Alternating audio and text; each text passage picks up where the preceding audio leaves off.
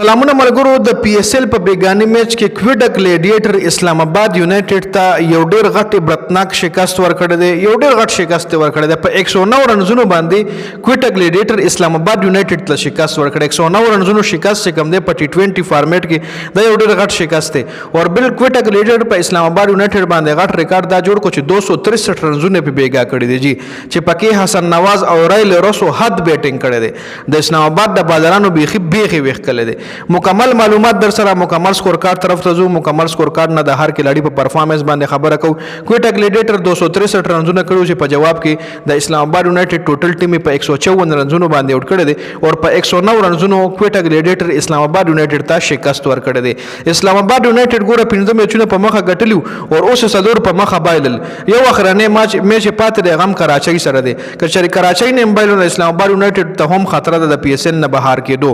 اوس راځو سکور کارت تاسو په سکرین باندې ښکاري کویټا ګلیډیټر لومبنه بیټینګ کړی دی 263 رنزونه کړی دي شل اورونو کې او صرف 3 کلاړیان آوټ سو شکیل کپتان سے 18 بال 23 رنزونه کړی دي خست سٹارټ خپل ټیم د پاره ور کړو فین ایلن 4 بال 5 رنزونه چې د بدقسمتۍ نه رن آوټ شو کچره دی ولاړ وینو کې دیشي دا سکور نور هم سیوا شوی وي رایل رسو طوفانی بیټینګ کړی 46 بال 104 رنزونه 14 چوکي او شپږ چکی وخلی دي حسن نواز هم طوفانی اننګز کړی 45 بال 100 رنزونه 9 چکی اور سلور چوکي وخلی دي حسن نواز چکی زیات وخلی دي د رایل رسونه مارک چاپمن چې کم دی هغه 8 بال 13 رنزونه کړی دي او 2 سلور زیاده پایننګز کې شامل دي چې کاوه پکې یو هم نشته دي خا کوشال منډس لا بیټینګ نه کړی چې هغه خو مطلب ټیک ټاک فارم کې دی فای مشرف دی لا بیټینګ نه کړی کویټا ګلیډیټر طرف ځکه صرف 3 کلاړیان اوټو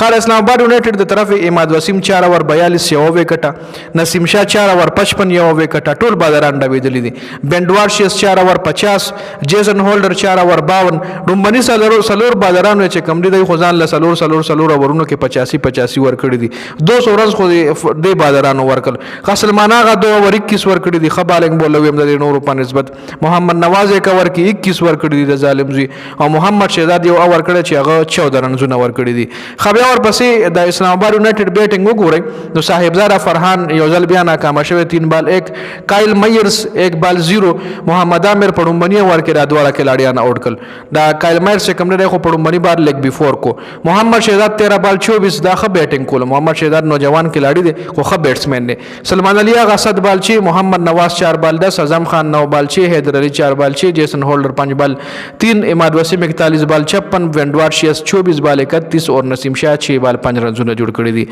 دا کویټا ګلیډیټر د طرف محمد عامر 2 اور کړی 6 رنزونه ور کړی دي اور 3 وکټ اشتری دي زبردست بالنګ محمد عامر کړی دي خرم شهزاد 4 اور 41 یو وکټه محمد وسیم 3.3 کې 28 رنز 2 وکټه ابراهیم احمد 4 اور 17 2 وکټه ابراهیم خپل بالنګ کړی دي فهیم اشرف 4 اور 40 یو وکټه ایکسپنسو ثابت شوی دی حسن نواز یو اور کې 13 سو شکیل یو اور کې 9 اور یو وکټه اشتلی ده نو دا بیګانی میچ مکمل سکور کاړو چې کویټا ګلیډیټر حد کړی دی اسلام آباد یونایټډ ته یو ډیر غټ شکست ور کړی دی